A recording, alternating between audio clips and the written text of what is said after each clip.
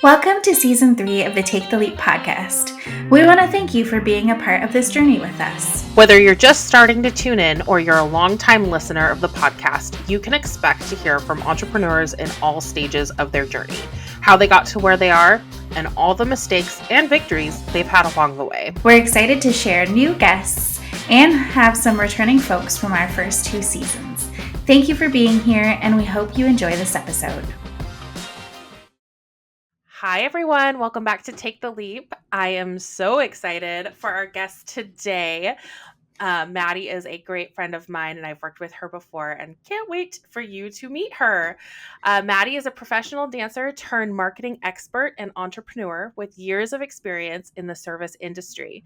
Originally from Southern California, she earned her degree at UNLV before diving deep into hospitality, food, and beverage. Her passion for branding and business led her to launch High Topp Marketing, where she helps businesses refine their online presence and stand out in a crowded digital space. Even with a thriving marketing career, she still hops behind the bar to pick up shifts, staying connected to the industry she loves. Now based in Portland, Oregon, she thrives on creativity, collaboration, and bringing a touch of humor to every project. When she's not working, you can find her teaching spin classes, dancing, or spending time with her French Bulldog, Witten. Welcome, Mady. So happy to have you here. Yeah, thanks for joining us, Yay, Mady. I'm excited to be here. I love your bio. I love reading people's bios because I feel like it's just so fun to be like, this was your journey, this is your career. It's funny, we were like supposed to do this so long ago, and we kept having to I know. reschedule that I completely forgot. So as you're reading it, it was like new to me. I forgot what I wrote, so that was fun. We're like reintroducing you to yourself. Yeah, it was great. I needed that refresher, you know?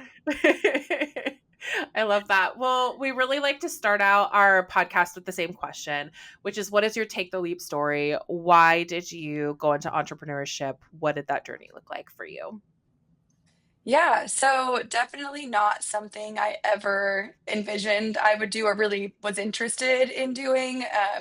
I went to school, like you said, for hospitality, and I was just bartending and whatnot as I was dancing professionally. And then kind of hit a wall during COVID where I was like, I cannot serve one more customer. Like I'm just so burnt out of this, and started helping the bar I was working at with their Instagram just because I thought it was fun, and slowly started learning some new things on like YouTube and TikTok. And I was like, okay, I think I'm like kind of good at this. And then obviously I had known Tory because she was doing the marketing for that company. So I was pretty much like, this job doesn't really exist, but like, would you consider making a job for me to kind of work underneath Tory and learn stuff? So whatever. Fast forward a few years later, um, as I developed my skill set and I started taking on side clients and kind of realized the different avenues I could go with it and more money I could make doing it. I had a lot of great people in my network, like Tory and other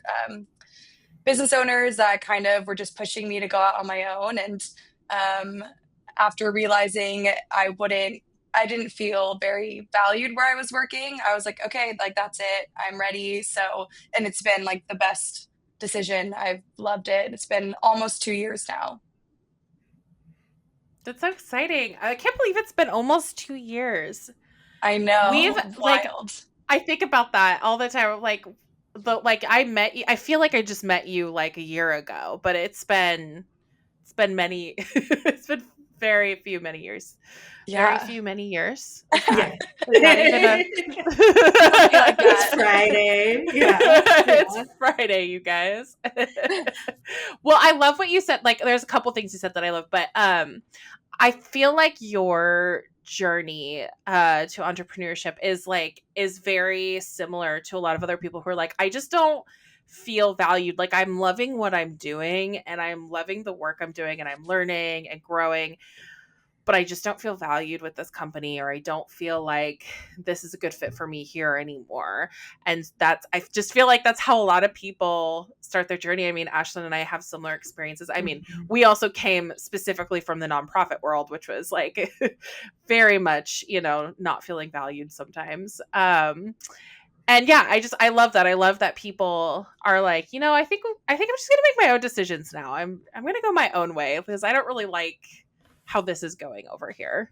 Yeah. Yeah, So Well, I think totally. it's like super admirable that you are really self-taught in a lot of these things, because I yeah. do think that that is something that will go a long way in your entrepreneurial journey. Like, I was chatting with somebody the other day who is just starting her journey, and she's like, "How do you know how to do like SEO and email marketing and all these different things?" And I was like, the internet and like trial and error and figuring it out and reading lots of things. I was like, you just learn by doing. And then eventually you're like, Yeah. okay, I have expertise in this now, because it's working out pretty well. So commendable to you to Yeah. pivot into that so swiftly. Well, Yeah, and no. education can only get you so far, right? Like you have to like learn as you do. Wow, grammar's real great for me today. Yes. Speaking of education, no, totally. I swear. Yeah, it's crazy because I think a lot of us too, I would say especially like females in this world, like kind of have that imposter syndrome. And so I think that's why I Mhm. kept pushing it back because I'm like, no, I just, it's so much easier if I just work for someone and I don't know how to do the finances. I don't know how to do write-offs. Like I don't even want to learn. And or my friend Landon, who's also a business owner, was like, YouTube University. He's like, you will learn Yep. so much on YouTube, and it's crazy. It's like that, and then just the amount of like resources and people I've met along the way has been so helpful. And now whenever I talk to someone that's even considering it, I'm like, just do it. Like it's so Yeah. easy to get an LLC. You figure out the rest as you go. But I mean, yeah, night and day difference. Yeah. Exactly. And so many people live their lives just figuring out, like, we're all just figuring out things as we go. Anyone who tells you differently is lying, right? And it's just we're all just faking it till we make it, right? So, Exactly. So I have our next question. What piece of advice would you give yourself when you started, knowing what you do about being in business now? Oh, that's a good one. I would say just, I mean, probably a few things, but the biggest one to trust myself and like same what I was kind of saying about imposter syndrome. Like I, I downplayed my rates a lot because I didn't feel like, oh, this feels like a lot of money. Like this is too much for someone to pay me, and it's like just Mhm. trusting what you have to offer and like yeah. that you are good at what you do. There's a reason, you've made it in this industry and um like yeah, just being confident in what you have to bring to the table and approaching clients and projects with that confidence because I think in the beginning I didn't have that and I was like yeah, I think I could have made a lot more money or like been more successful in different avenues if I had been like no, like this is what I have to give because I think being a female business owner, especially with different kinds of industries, like kind of getting looked down upon or like immediately people trying to like haggle your rates. And so kind of having that backbone to be able to like stay firm in what I'm bringing and what I'm offering and that it's worth what I'm charging. Mhm. Absolutely. And I feel like cuz you focus a lot on social media specifically, and I don't know why, but I feel, well, I probably do know why, but I feel like a lot of people, a lot of business owners don't treat social media as like a serious like business, but then they really need help with social media and then they can't figure, they're like, "Oh, well, why is it not working?" when, they're not willing to, pay the price for that. So I feel like, yeah, that have you run into that a lot? I know that you work a lot with restaurants too. Totally. Yeah. I think it's a funny industry because social media is definitely not the traditional form of marketing. So a lot of these business owners, restaurant owners that have been in business for a long time, it's never been something important to where now in the last like 5 years, it's really pivoted to where it is the main form of marketing. And I think it's hard getting some of these people, whether they're like older, just kind of stuck in their ways, to realize like this is what you need to invest your time and money in. Where I feel like I kind of would get branded some ways. It's like, oh, she's a TikTok girl. Like, she's just going to do a couple reels, Yeah. whatever. And it's like, oh, there's so much more. Like, there's Mhm. strategy, there's like analytics. It's a very wide net. So I think, yeah, when I work with younger people or just people that understand it more, it's very refreshing for them to understand like the worth and value behind it. Like all of my clients I have now are great and they make the time for it and they, work with me really well. But in the last company I worked for, I definitely ran into that a lot where it was just very like um, low hanging fruit to them, and myself being in the restaurant industry, I get it. Like, I'm not going to come in on a busy Friday night and be like, hey, can you guys stop what you're doing and film this, but to constantly just get Right. brushed to the side. And then when the whole like pay thing came in, like Tori, all about that, to where I was like, okay, like, I do X, Y, and Z. I did like outside research to see like what people that do what I do get paid. I mean, I went through the process of like having a poll sent to all of our subscribers to see like, did you hear about us through social media, through this, whatever. I brought them all these facts and it was like, oh, you didn't hear us the first time, we're not going to pay you more. So it's like, okay, like I know there are people out there that like value this. So it's kind of Mhm. finding my audience that I'll work better with. Yeah. Well, especially with your niche, I mean, like with hospitality and like food and bev, like, so I live in Vegas.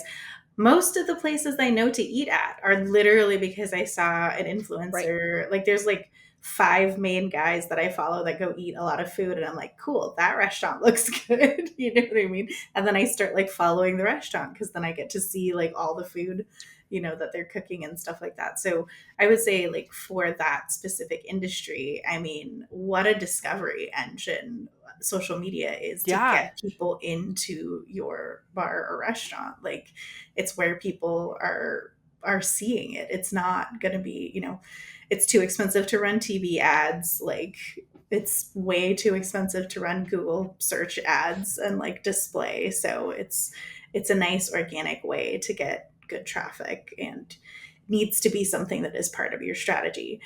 Now, like a B2B marketer, maybe not. So, Why people not? are not Yeah. not always like on Instagram looking for that. But yeah, for that specific Yeah. niche, super important. Well, and I think something that's really good about it too is that it's instant, right? So Yeah. you're running a special tonight, like you got fresh salmon, whatever. It's like that can be posted immediately and sent out to the world. Whereas, the old school ways of like sending an email or Yeah. making signs and like posters. Like that's just Right. the, especially this like Gen Z, it's like the attention span of a goldfish. Like you need Yeah. something bright and flashy in front of your eyes for about 3 seconds, and then they're on to the next thing. So it's like learning how to Hmm. target that audience and make it something interesting enough to bring them in. Right. Exactly.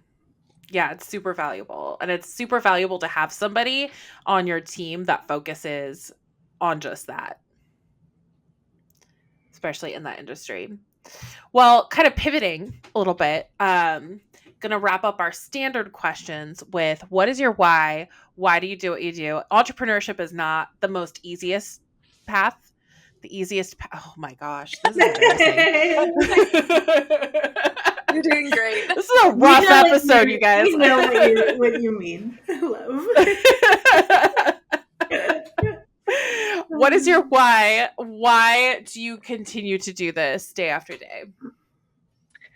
I feel like it's a loaded question. I think going down this entrepreneurship route really gave me a sense of empowerment. It was something that I never thought I could do or never really wanted to do. And I felt like you were saying, I felt like I wasn't being valued. So being able to like take action and not only do it on my own, but like double, triple my income, like feel good about what I do, setting my own hours, my own boundaries. Like, I think it's brought my confidence up a lot, and kind of just showed me that, like, okay, if I put my mind to it, like, I can do anything, and I've felt that in different aspects of my life with like dance, and stuff like that. But to do it in a professional sense, which is like I think a category I always felt a little more self-conscious in because I was just a bartender and server forever, and that is kind of not really looked at as like a serious career, I think, by a lot of people. So to be able to be like, oh, I'm run my own, it still feels weird to say, but I think I have so much pride in that, and I've loved to see like what I've been able to create for people and learn more every day. So yeah. I love that. I love That's that for you. And it's been really cool just knowing you and like kind of seeing that journey for you. I'm so proud to know you. I know. I mean, yeah, you helped me. I remember sitting at a coffee shop with you, and I'm like trying to get my LLC, and I'm just asking you, I'm like, what does this mean? Do I need an agent? Like, I don't understand this. So yeah, you've really seen it all. Yeah. It's so And confusing too when you fill out yeah, that paperwork. It's more expensive to start an LLC here in Vegas, but part of the reason I moved here interesting. is we have no state income tax, so I save money on the other end. But yeah, Totally. I was just like, do I? Because you never know in other states. I'm like, I'm pretty sure I can figure out, like, fill out all this information for myself. I don't need to hire somebody because, like, there was somebody I met at a networking event was like, oh, you have to have a lawyer do all that shit. And I'm like, no, that sounds expensive. Like, that's already expensive. And so, yeah, I was like Googling. I was just like, I'm pretty sure. And I was like, well, they took my money. So they have to give it So we're back if At the I end good. of the can't be day, the one. Yeah. Like, it I cleared. say my if the So government, biggest, it's good. yeah, yeah, if the my government biggest takes the like help. money, oh, Exactly.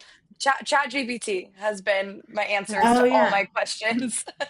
yep, does help for sure. Mhm. Well, we're gonna move into our hot seat questions, which they're sort of hot. They're like lukewarm.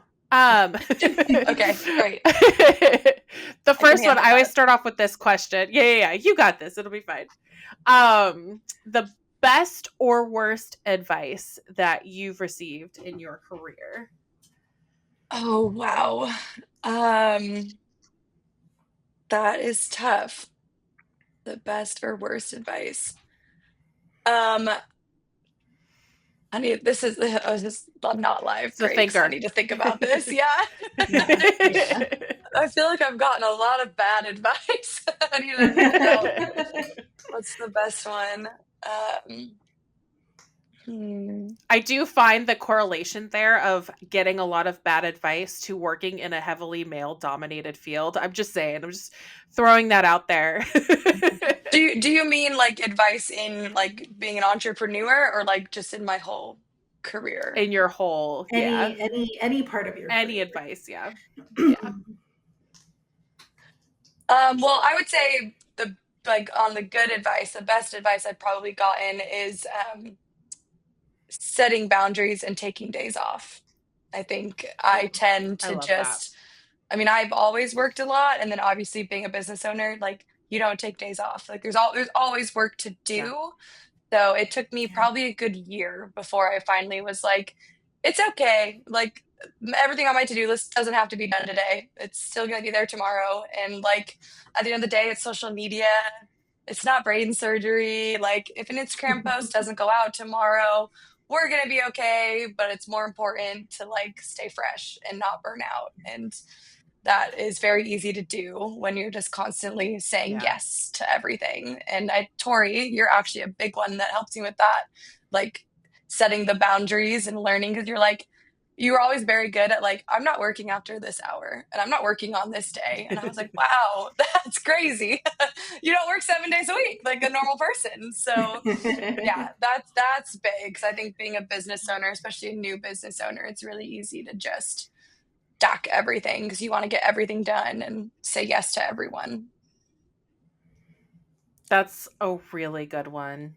And yeah, it's really really easy to fall into that pattern. I mean, I'm guilty of it and I have to always work on it too, which is why I'm always like really upfront with my clients of like, yeah, I don't really work weekends, but I can get to that Monday, that's not urgent. But we actually, it's funny, we recently recorded with a marketing agency and talked to the two owners there, and they were lovely. And they literally just said the same thing. Shoot, I'm blanking on what they said. I just had a complete brain fart. What question was it? I don't know. My brain just stopped working, Ashlan. We should stop recording in the afternoon. Tori doesn't know how to handle life anymore. Friday afternoon's tough. You're probably already I had a thought. I was on the train. I had gotten on it. I was sitting in my seat. We were moving forward, and then it just went. Yeah. And then there was an explosion. Exactly. Oh, I remember. Oh, they were like, we're back, ladies and gentlemen. They said, they were like, we finally got to a point where we realized that we're not saving sick children here. We're just doing, doing marketing, and nothing is ever urgent, ever, unless somebody's website maybe is down, and that's like it. Like nothing's ever urgent. Yeah. So. Anyway, all of and it's usually their fault. It's not our fault. It's their fault. Yeah. Well, exactly. The more you say yes and the more you make yourself available, the more you're just going to be taken advantage of. And that's what I had to learn the hard way, because I'm like, oh, if I say no, they're not going to terminate me. Like, right. This is my client. I'm so used to like working for someone. So it's very different. I will say the worst piece of advice I've gotten was someone told me when I was like asking about write-offs and taxes and how this all works. It was very big and scary and confusing to me. They were like, oh, like, you're not like that big of a business. You don't like bring that much, whatever. So like, you don't really have to worry about it. The feds aren't going to look at you. And I was like, whereas that might be true, I feel like it's probably a good idea to save my receipts. I don't know. Yeah. Just maybe hold on to those. Yeah, maybe at least nothing's happened, but just in case. Nobody ever wants to be audited. Nobody ever wants to be audited. That's like, that's a scary word. I think my mom has been audited. She's owned a business for like 20 plus years now. And I think she's been audited a couple of times. She said it's never a pleasant experience. No. Yeah, I can't imagine. Yeah, no. Fingers crossed that doesn't happen to any of us. Seriously. Sorry. Next question that I have is, what is a common marketing mistake you see your clients making, and how do you help them overcome that challenge? Oh, not being consistent with posting on social media. I have some clients that'll come to me and, their account's been completely dormant for like 3 months, or some that'll log in, make 18 stories in one day and then forget about it for a week. And and they always come to me saying, oh yeah, it's so hard, blah, blah, blah. It's like, totally, because you're running a business and this is a full-time job. But it's them then taking me on and then expecting to see results in a week. Whereas, if your account, like I said, has been dormant for 3 months, I could be consistent for a month. You probably won't start seeing results up to 3 months most of the time, because it's just the algorithm is like a tricky little bitch, and you got to stay consistent. And like, I think people think just throwing a post up on the feed will do it, but like there's, the engagement and following other people, commenting, posting stories, liking stuff. There's just so much to it that I think people that aren't in this world don't understand. So they're like, oh, well, I'm paying you to post this. Why am I not viral? And I'm just like, how much time do you have? Because there's a lot of reasons. Also, have you looked at what gets viral attention? Like, it's not what you're posting. It really is not what you're posting. Yeah. Exactly. And my favorite thing is when clients ask, can you make this go viral? And I like to say, I mean, it's not how that works. It's just not how that works. Like, you don't plan to go viral. Like, it just, and you can have really great content. Yeah. The posts that do go viral are always the ones where I'm like, are you serious? The one that took me 30 seconds to edit? And Yeah. then the one that I spent like an hour and a half on, like that, no one likes that. The It's stars aligned. just, Yeah. yeah, it just is what it is. But, I'd much rather see like 3 months of consistent, over 1,000 views on everything than like, oh, this one got 500,000 and everything else is at 32 views. Like, Right. Yeah. Yeah. I was gonna say like definitely the things that get like a 500,000 views. I'm like, cool, you went viral on social. How many of those people actually live in your town? How many of those people actually went into Right. your store or whatever you were doing? Like sometimes virality is cool, but it's just like and this is like the issue that I have with social media sometimes because people are like, oh, I really want to get big on social media, but I'm like, not all of those people buy from you. So like, yes, I can get a Right. lot of eyeballs on it, but if your website has a conversion issue, like, cool, we got, 50,000 people from your social media post to your website. No, but none of them bought because this thing is broken on your site. Let's like focus on this thing first, Right. before we right. do something else somewhere else. So yeah, there's so many like ins and outs of it that I feel like people don't like think that far. And that's why they Right. It's hire like, people like us. exactly. It's like, are you even ready? Can you handle going viral? Like, True. if you truly want to go viral and you want people to flock to you, do you have the infrastructure? Do you have the systems in place? Do you have enough product? Whatever it is that you Right. do. It's just, there's so much that goes into it. Yeah. Oh, that's Yep. my least favorite thing when you drive a bunch of traffic to somebody's website and everything's out of stock. And I'm like, I don't control your inventory. Please go update your shit. Yeah, Yeah. exactly. Exactly. Um, okay, so pivoting a little bit, I love your name, High Top Marketing, and there's two P's in top, right?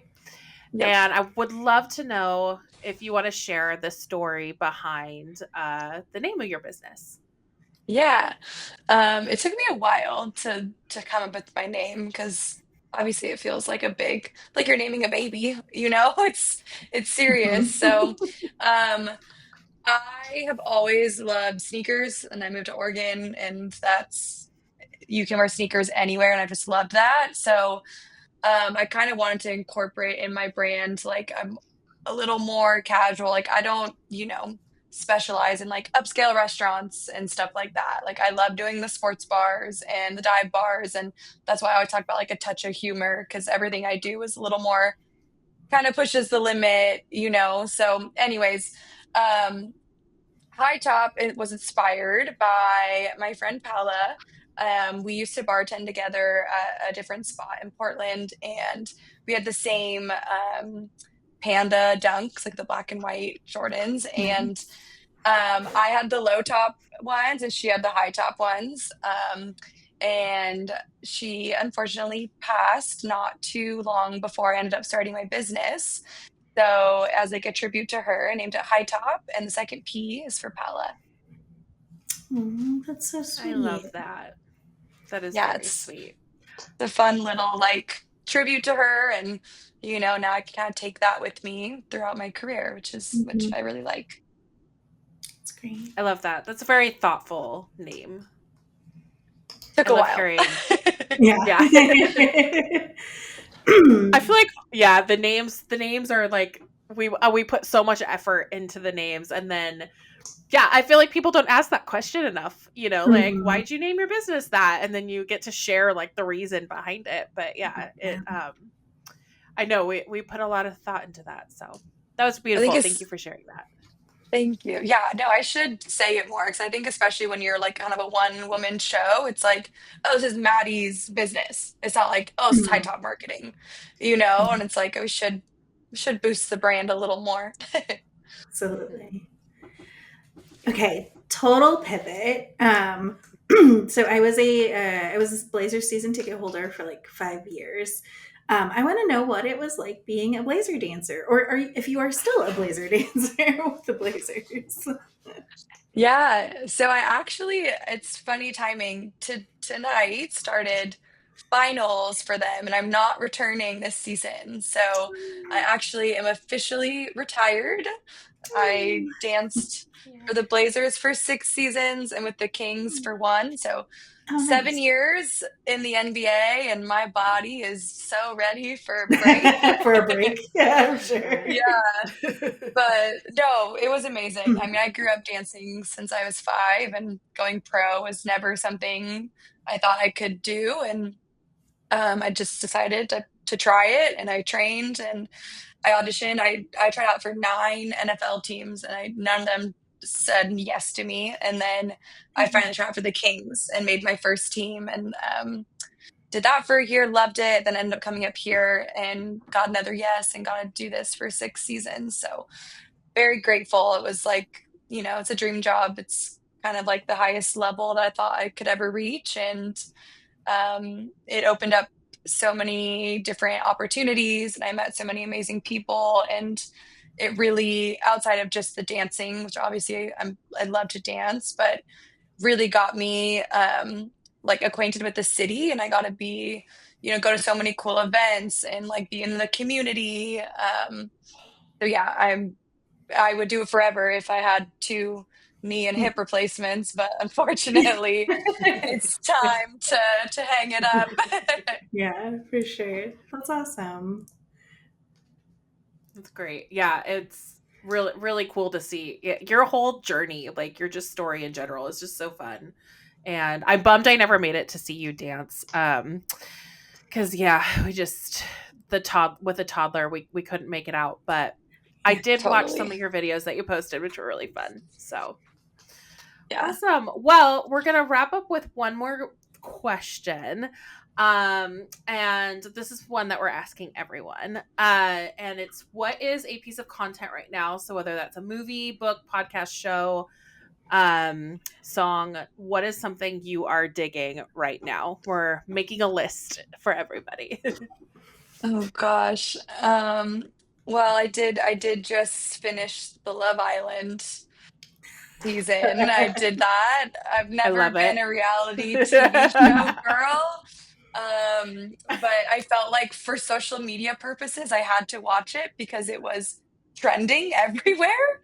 Mm-hmm. We started doing watch parties at one of the bars I market for. So that was kind of fun to have a little brain rot in my work day. Um, but other than that, I have not a huge podcast girl.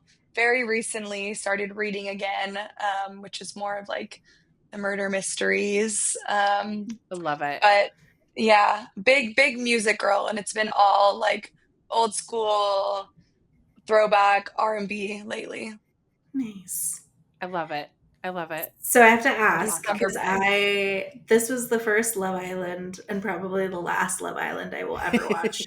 My Yeah, the creative director Olivia was the one who was like, "You should watch it. It's like so, we call it trash TV, but I'm like, it's Oh so yeah. fun to just see how people interact with each other." And yeah, apparently, like she was watching it with her sister, who her sister is like a long time Love Island watcher. And so I got like all the deets about like this season was different than other seasons. But Yeah, yeah, I've heard that too. what did you think about the winners of the season? So yeah, same with you. I've never watched it before, so and everyone's like, "This is the worst one." I don't know what makes it better. I mean, Right. we would like be playing it in the bar, and I'm like, "This is like soft porn on the TVs. Like this is raunchy shit that people are just doing on TV, which is wild."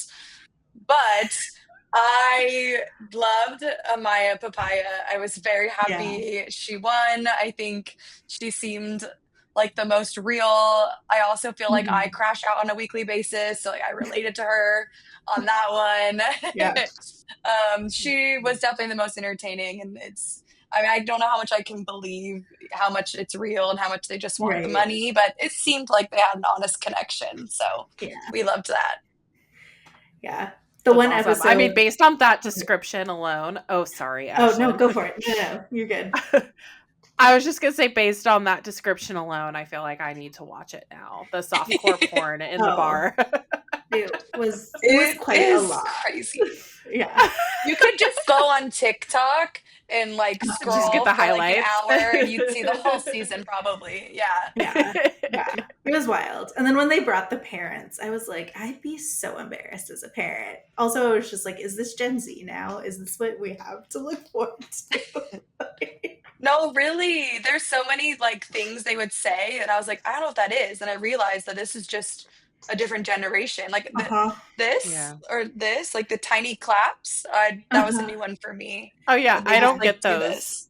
I've been I Yeah. don't seeing people either, do that. but I started That and doing the it. slang. Yeah.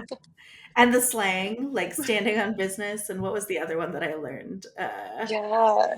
There was another one that I was like, I like literally have never heard this word before. And I had to look it up. I was like, I don't know what this is. So, Working in social media will age you really Yeah. quickly. hmm that's totally Yeah, guys, fair. I feel like I'm just getting old every single day. I feel like the world is a lot. Yeah, I have to It go on is. ChatGPT all the time. Like, what does crash out mean? Oh, okay. Got it. Use it in the context of this.